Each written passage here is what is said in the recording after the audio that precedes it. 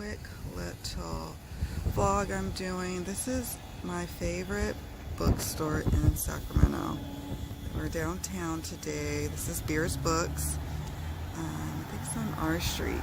Anyways, they bought a bunch of my used books, and I had brought like 10 decks to sell to them, but then at the last minute I was like, oh no, I'm going to give some to friends and sell some online. I know I'll fetch a better dollar if I sell them online.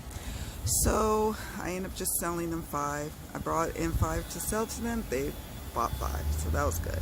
Made a few bucks off my used books, but they didn't buy all of them. I'll show you more of that in a moment when we go to the car. Sacramento. This is my lovely work neighborhood. Anyways, I'm off work today, so I'm just gonna walk to my car. Here's books. Face coverings required. Hopefully you can hear me. I'm hoping. Okay, it's really windy today. Really, really, really windy today. So, oops. Sorry guys. Super windy. So I'm hoping that the mic isn't bad. Alright, so now you can see these were filled. These crates were actually filled, overflowing with books. So they bought quite a few. And the rest I'm planning on either giving to friends or trying to sell online, doubtful, or just donating to my local library. I live about like a 2 or 3 minute drive from my public library. So these will probably make it there.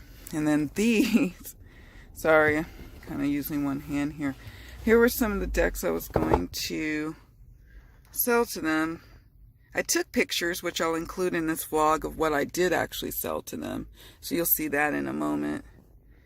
But what I decided to do was this one is going to go to my son, Dante. He lives in Atlanta. He is into tarot like I am. So I'm going to mail this one. It's missing the guidebook though.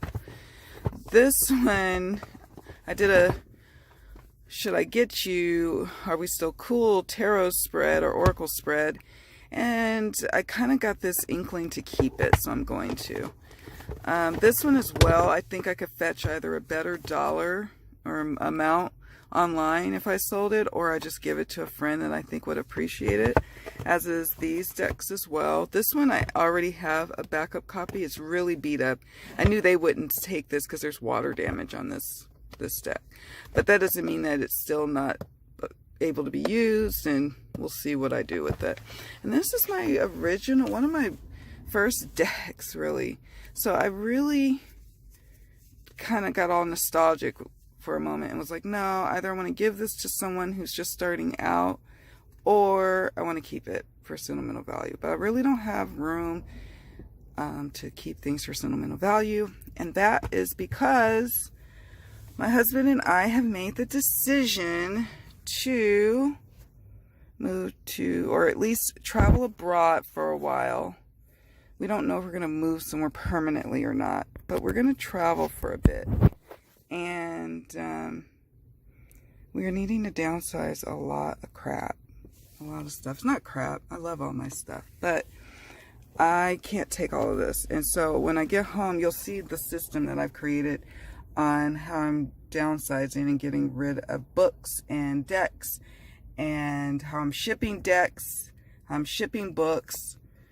If I'm shipping these things, will I end up shipping all of them? That's going to be the mystery for now, because I don't know. I don't know what's going to happen. I know I'm a woman who likes a lot of things. She has a lot of things. She is the 9 of Pentacles at times. I'm talking about myself. And it may be difficult. I'm just kind of looking around the neighborhood. You can see this is my work neighborhood downtown. It's very leafy down here. I love it. But I'm getting ready to go home because my husband is off work early today, and I'm about to swing around and pick up some burgers from Burgers and Brew. It's a one of our favorite burger spots in Sacramento. And I'll start recording from there. I can switch angles. So now you see the the meter. I'm going to go ahead and paint. But look at that, guys. Isn't that gorgeous? I was getting ready to show you the meter, and then I wanted to show you the beautiful artwork that's on many of the buildings in downtown Sacramento, that is. And it says, I'll read it to you. It says, there can be no keener revelation of a society's soul. Oh, wait, let me read this again, because I'm kind of reading it from an angle. There can be no keener revelation of a society's soul than the way in which it treats its children. I can't see who it's written by. There can be no keener revolution. There can be no keener revelation of a society's soul than the way in which it treats its children. And I would add the way it treats its elders. I think that's quite beautiful. Is there any other things here?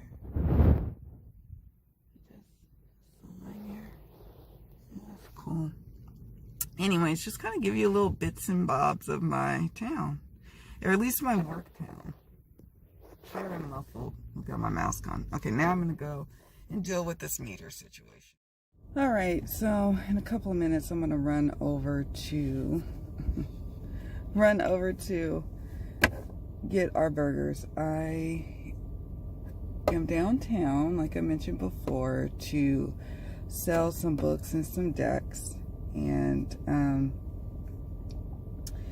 we are trying to downsize as best as we can before we move, and because we hear over and over again that it's just best to sell everything and get rid of everything and travel as light as you possibly can.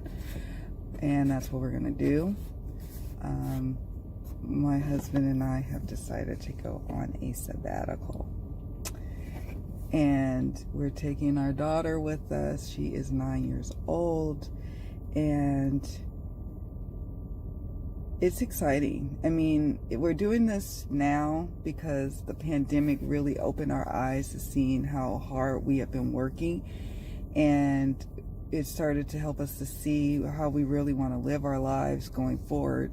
My husband and I are both 40 years old, and I think we just kind of reached a point where we were like, look, we've been working a long time now, and we can't imagine spending another 25 years or so of working and doing work for other people and just, you know, working, and it just, I don't know, we just see a lot more purpose and passion that we're missing out on right now by working for others. He's a truck driver and I work for the state government, which is great. You know, these are jobs that have provided for us. We've worked hard and diligently in our professions, and before I got into state service, I worked in the insurance industry for almost 20 years. I have a tarot reading business on the side that I plan on really growing and focusing on when we do go abroad.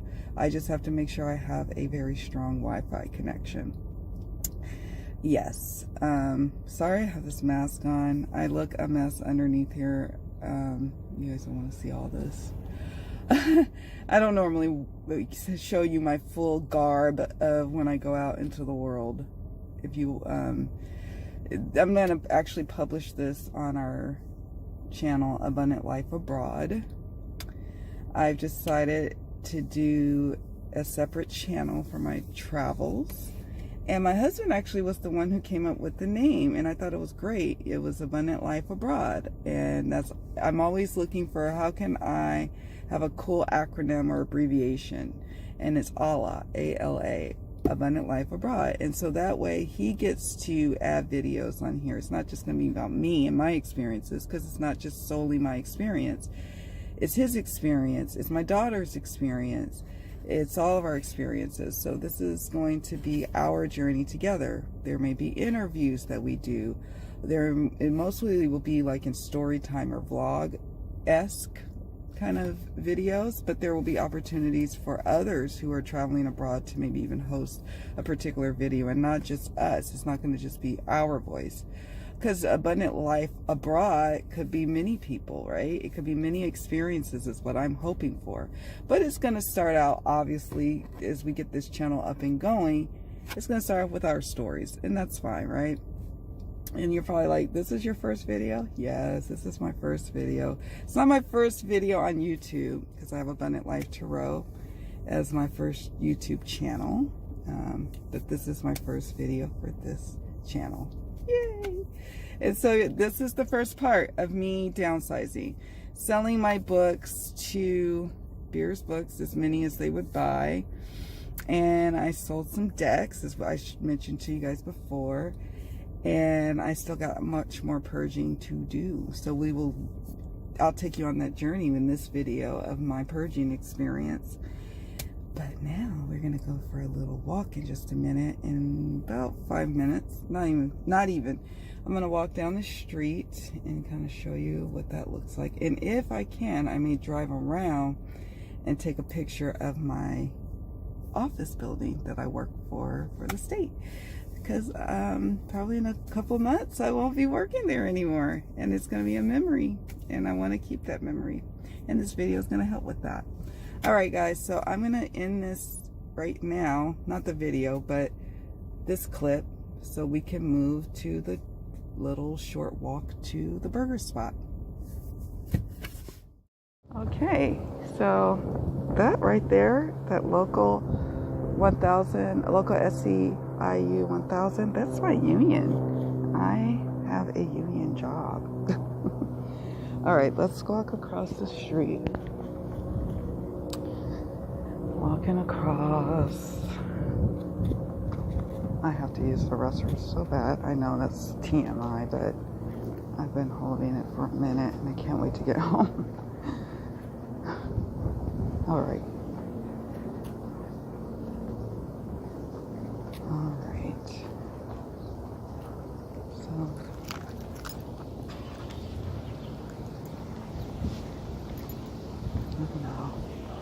I'm just kind of looking around. Isn't this cute? Oh, you might could be able to see my train. The train I used to catch. I'm stopping for a minute. And really to see, but it's a little day in the life of Sacramento. So pretty. Today, it's a beautiful autumn day.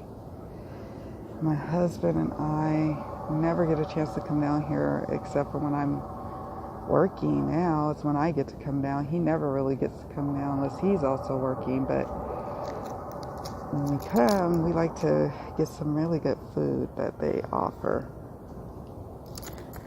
Sacramento is a great spot for fine dining and also just those dive kind of spots too, so we just love it.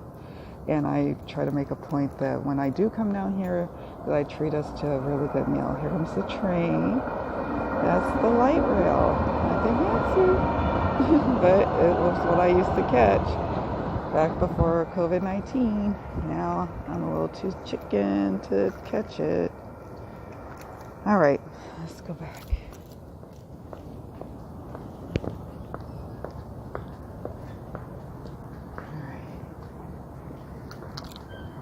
Pause in a minute when we go back inside or go inside.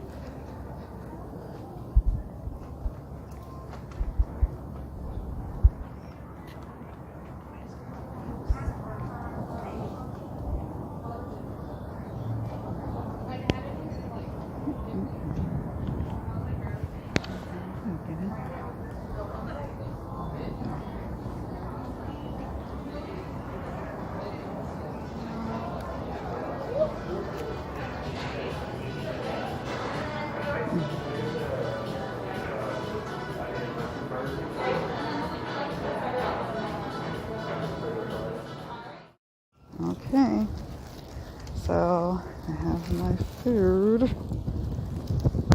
now I'm on my way to walk back to my car. Yeah, so we decided to go on an adventure while we're still young. We don't want to wait till we're 65 to start living our life. We want to live our life now. call us selfish, call us idealists, call us naive, call us all those things, but I just feel like it's time to do something different, change up our life, and just show our daughter and our sons a new way of living. Let's set our food in the car. Sorry guys, I'm blocking with my fingers. Just wanted to get another look at some artwork on the side of the building.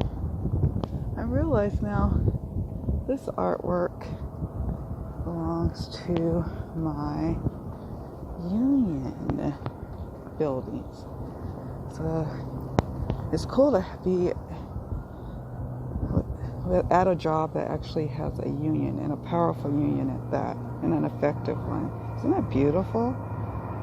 Oh my goodness. I thought I'd show that. And show this one. You see that. So now I'll drive by my work building so I can show you guys that. I'll show you that in just a moment. Oh look. They have these, these are jump bikes. I don't know, jump scooters. I don't know. Anyhow. Okay, so I'm going to try to show you guys. This is my work building. I have this. This is one of the two. This is like a tower, if you will.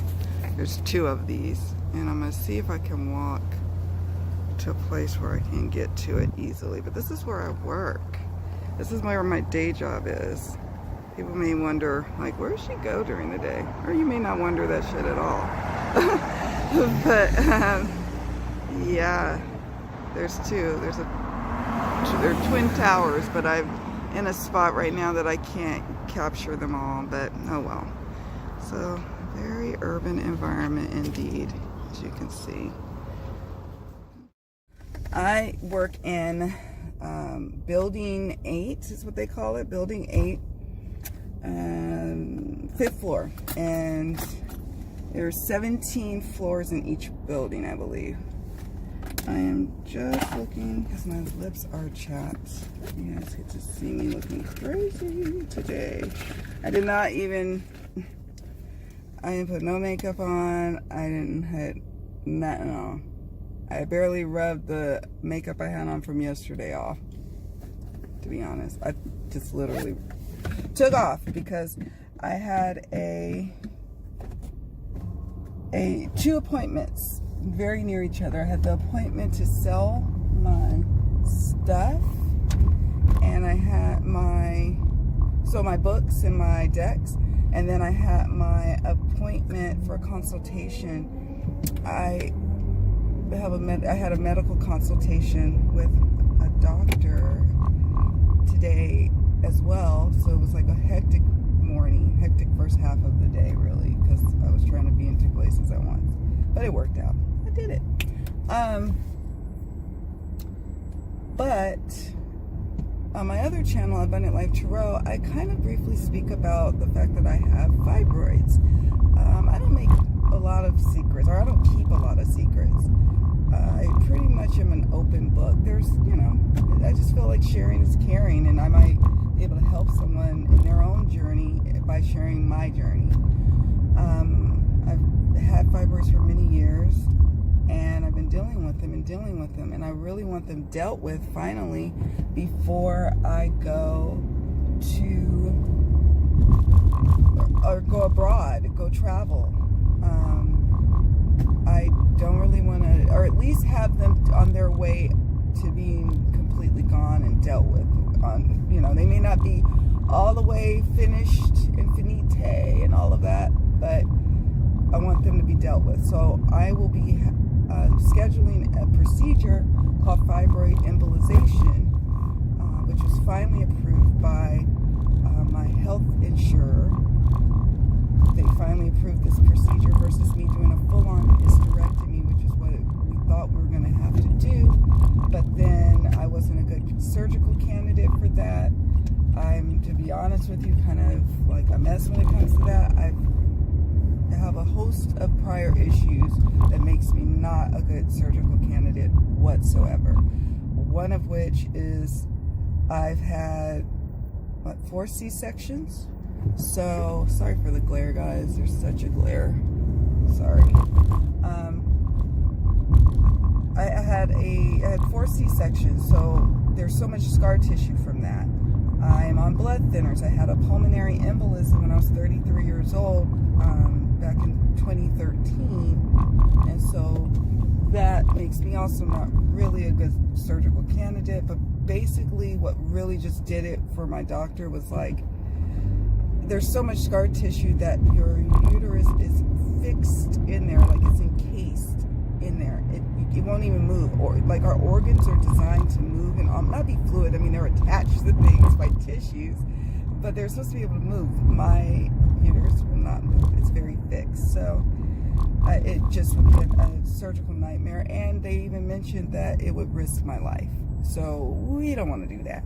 This is the less invasive thing to do, this fibroid embolization, and I'm excited about it. So I'm saying all of that, or revealing that, because I want to get this dealt with before I start to travel abroad. I think that people should definitely consider their health before they move abroad or travel abroad for an extended period of time. It's just something to consider. You have to consider what your health insurance is going to be like in the future. You have to consider if you have ongoing medicines that you have to continue to take, or maybe like after this procedure, I talked to the doctor today also about what are the risk factors, what are the potential complications that could come up or arise, what are some things to expect or be on the lookout for, and is it really feasible for me to be trying to travel after having such a procedure. And I got some answers, and it looks like I'll be fine. But it's just those things you have to check into, right? Because I will be in another country having to rely on a doctor who doesn't really know my case or any of that, enclosure. So yeah, there's that consideration, that I'm going to be going to a new doctor. Will they be able to deal with the potential risks that I might be bringing? Not risks, but the risk factors, complications. And the doctor was like, the complications are minimal, but they're such that it may warrant a doctor's visit. So that's good to know. We are planning on spending the bulk of our time abroad this time around, in the Dominican Republic. We also subconsciously know that we really would like to make this a new home, but we don't know. We're going to go try it out. That's why we're going on the sabbatical, to see if this is a place we'd like to live long term. We don't know. I like the idea of the Dominican Republic because it is a great location for me. I want to be able to travel to other parts of the Caribbean. I want to travel to Central America and South America, and then eventually further abroad than that, but I want to start there and start in the Dominican Republic. And it's got a great cost of living. If I did want to become a citizen, I now see a path and a way to doing that, but we haven't decided that. We're just going to take it moment by moment. We are thinking long term, but we're also realizing that we have to have some flexibility. We can't be so rigid about how this experience is going to be, because these kind of experiences is not such where you can really be rigid, right? So there's that. So yeah, you guys are going to get to go on this journey with me, and the first part of the journey is the downsizing. I have a 4-bedroom, 3-bath house, and at one point it was my husband, myself, my 2 sons, and my daughter, and our dog that lived there, and it was the perfect amount of space. It almost felt too small even. It's a little under 2,000 square feet, and it's on a 6,000 square foot lot. So it's a lot of stuff I've accumulated over the years that fits into this house that I have to downsize and rid myself of. a lot of things before I start traveling. I have a huge tarot and oracle deck collection. There's about 165 decks that I have that I'm not quite sure what to do with, to be perfectly honest. Hence why I'm taking on these journeys, this particular part of the journey. It's a real thing that Americans, probably not just Americans, but anyone in a Western society probably has to deal with. What do you do with all the stuff you've amassed over the years? What do you do with all that stuff? Where does it go? Do you give it away? Do you sell it? If you're on a crunched amount of time, do you just donate it? What do you do with this stuff? And we just bought new bikes that we're going to have to sell because it just doesn't make sense to try to bring them over there or travel with them. We bought a brand new, nice, gym quality stationary bike that if we bought a house or bought a property in the Dominican Republic, we may consider shipping it to our new home, but we don't know if we're going to buy there. We don't know. We're going there for a few months, see how we feel about it, see where we go from there. So we're at that point of like, do we pay for storage of some of our stuff, or do we just sell it all and buy a new and come anew and see what happens? And so I've been trying to get all the different advice I can with regards to that. There's so much varying advice because every person's situation is unique to them. It's so unique to them, right? Our experience is not going to be quite the same as the next person. Some families are able to sell everything and only have a suitcase per family member, and that's it. That's not going to be my experience because my business is tarot. And I realize that I work with, on average, around 30 working decks. Not all at the same time, obviously, but different readings call for different types of decks. I do readings for clients for businesses, like starting a new business, drumming up new business, drumming up new clients. I have clients who are searching for their life purpose, so those are life purpose readings. That calls for a different type of deck. Then there's my love readings, which is the bulk of my readings, right? Those, though, have varying kind of situations. There's people who are looking and seeking love. There's people who have been married for 25 years. There's people who are serial daters. There's all these different decks that I use as my tools. These are my tools. They're not just my collection. I have quite the collection. But these are also the decks that I use in my paid client readings. And client readings is what's going to continue when I travel. So it's been a big kind of stressor for me on what I'm going to do. I have some high-end decks that are worth some money, and I'm not comfortable just shipping them and just trusting that they're going to get there. So I'm thinking about traveling with them, but they are the heaviest of my decks because they're in these glorious big boxes and big, huge guidebooks, whereas my working decks are probably just in little cloth bags, and they might even have a guidebook. They're easy to travel. I hate to bore you guys with this, but these are the things I have to consider. And so it's frustrating when I go to certain blogs or certain Facebook groups, and they're like, just sell everything. Well, not everyone can just sell everything because they actually have a collection, and they actually have working tools that are for their business. They don't have that luxury just to do that. And I'm one of those people. Now I could start anew, or I could even leave my decks with a trusted relative. But again, I don't really want to burden people with my stuff.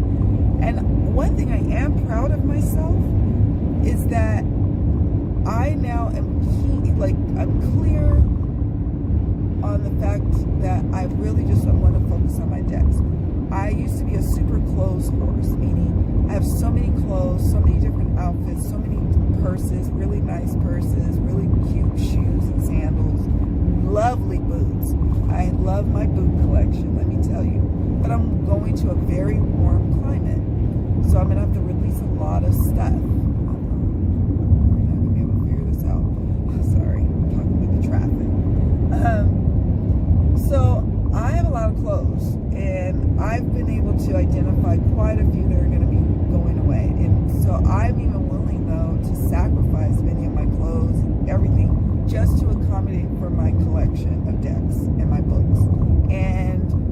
repair supplies or those things that I'm not quite sure that I'm going to be able to get readily available in the Dominican Republic. Why are we going so slow? What's happening here?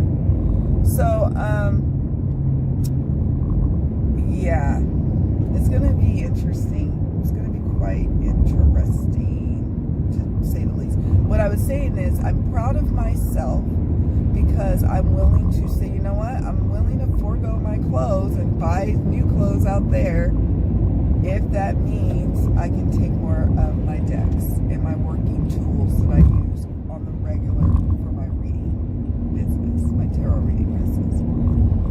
And I'm also going to be teaching how to read cards in tarot virtually, and I want certain decks for that experience as well. So, and it's not, what I would imagine, it's not going to be so readily, easily, and available to get certain decks there. I don't know how common it is for decks to even go to that country. So it's not like I could just say, oh yeah, like with a bunch of plates, I could go ahead and sell the plates we have here and trust that I'll be able to get some plates over there. I'm sure of that. But when it comes to things that I've collected, rare decks, that's rare. So, and then it starts to call into question, well, what are we going to do? Are we going to move there permanently? So we are going to probably have to have a storage unit for a while until we figure out what we're going to do. And that storage facility is not probably going to really be holding furniture. We are clear that we want to sell all of our furniture. And even if we move back to the States or we find a permanent home elsewhere abroad, that we'll just get new furniture, or we'll buy a furnished place or rent a furnished place, whatever we end up doing, right? So we're okay with the furniture, and that makes things a lot easier in terms of what to do. It's also with the cars. We do plan on selling both our vehicles. You know, I know some people would give a very good argument as to why you would choose to transport your car over there, and I go back and forth on that as well. But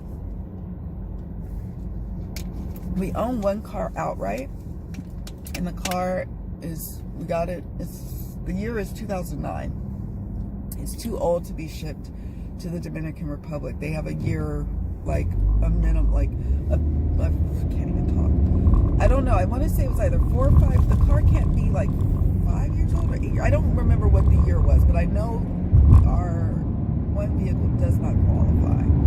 This car qualifies. It's the 2016. However, I don't know if it's really going to be a good car for the kind of road conditions out there. This car sits really low, and I almost run into stuff just with this car daily out here. We have paved roads and everything, so I don't know. Not only that, we still we have 1 more year, I think, of financing this car before it's paid off.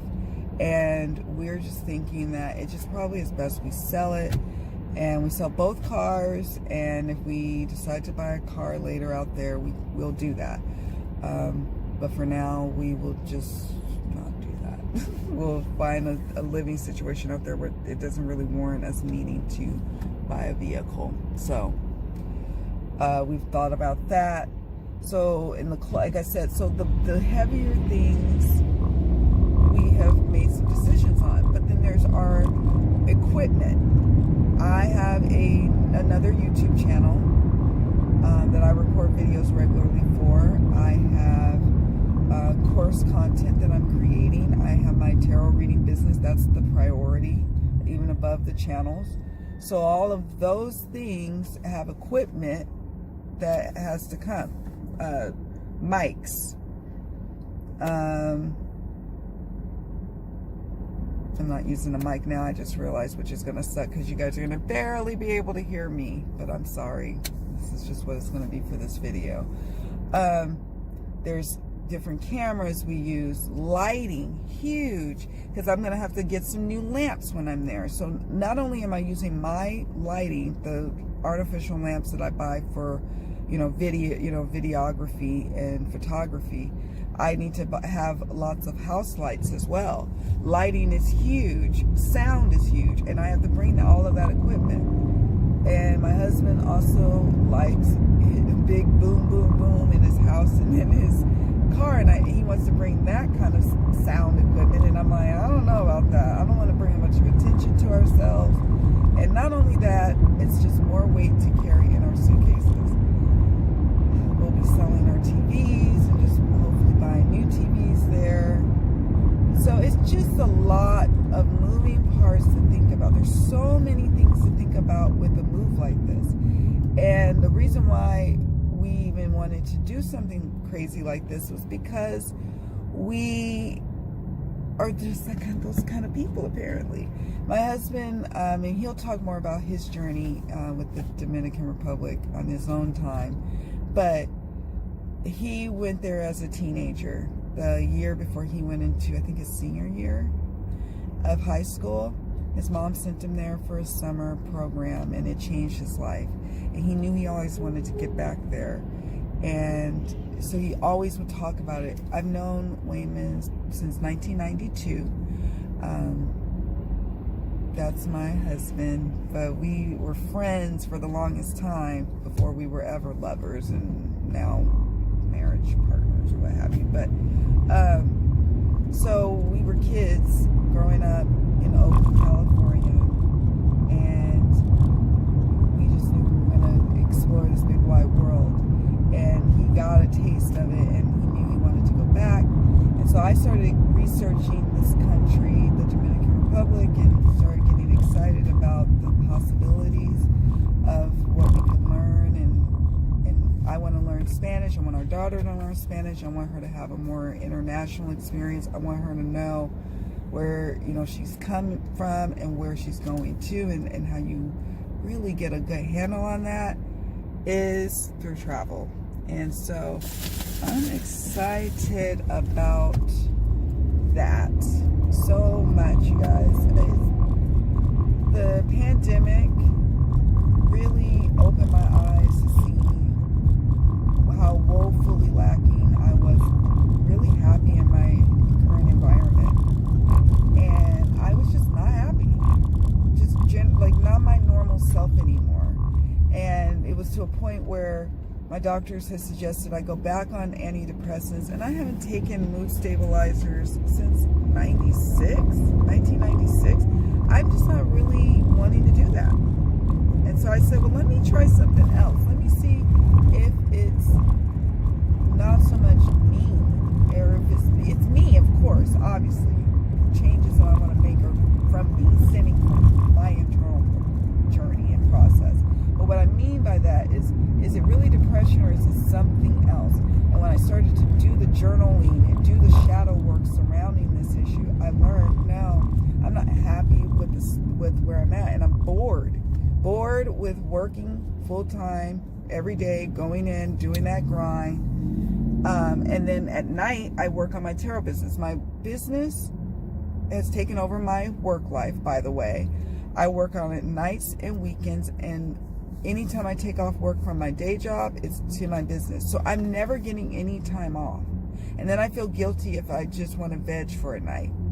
So I have to change that. And I realize that I get excited working on my business, but I feel so drained when I work on anything else. I get excited when it's time to work on homeschooling my daughter and doing virtual learning with her. But I get drained when I have to think about her going back to the classroom. And so when I started looking at those, I realized that I need to eliminate what's draining my energy. And so that's how I came to the conclusion that I need to sell the home, because that's my biggest expense and biggest liability, biggest everything. It's also my biggest asset. So I don't do this lightly, but you know, we're gonna sell everything and live abroad. And we'll talk more about that part of the journey too. Some people probably want to be, or are probably more curious about that than others, especially those who actually have a home to sell, or maybe you've got a long-term rental that you've been living in for many, many years, and you're like, where do I even begin? I thought that this is the process and the steps that you guys should see, because that's what I was thirsting and looking for and seeking when I first wanted to start the journey of living and working abroad is, how does this work? How do I make this happen? How do I downsize from this house to living basically not like that? Not having so much stuff, having everything be able to fit in a car or a minivan and living like that. Some people are so cool they can live out of their backpacks. I don't see that happening for me. I wish, but I don't see that happening anytime soon. So that's it, folks. I'm going to probably end this video at this point because I've got the first parts that I'm going to add to the video here. And then, yeah, I just wanted to get on here and just kind of do a little vlog, if you will, and kick it off. Yeah, it means not perfect. Like I said, I have no makeup on. I look a mess. Driving, hands-free, of course. And yeah, I just wanted to get on here and do a video and chat about this. So yeah, join us on our journey. It's gonna be fun. This is an adventure. It's gonna probably be super emotional, because I'm gonna be saying goodbye to friends, long-term friends. Not goodbye forever, obviously, but you know, I'm not gonna be able to see them, you know, just on the whim. And I'm gonna be saying, like, the most heartstrings moments for me is going to be saying goodbye to my family, my sons, my two sons. One is 22 and one is 18. They are choosing to stay in the States, which is completely understandable. Because they're starting their life out, whereas we are at a midpoint in our life. So they're going to stay, they'll visit. We just got our middle child, the 18-year-old Daniel's passport yesterday. He went to the post office, got it done. Yay! So we only have one more child. That's our oldest, the 22-year-old, to get his. He's a little more difficult to nail down and make that happen. But the other two got it. Our daughter, hers was mailed last week. That was super exciting. My husband and I got emotional about it. Just the thought of having our daughter be able to travel, and she has her passport, and we wanted this so long, and we wanted this back before she was even born. We knew this is what we wanted for her. So it's just been that's been a beautiful high. But then the lows is definitely having to say goodbye to friends and family.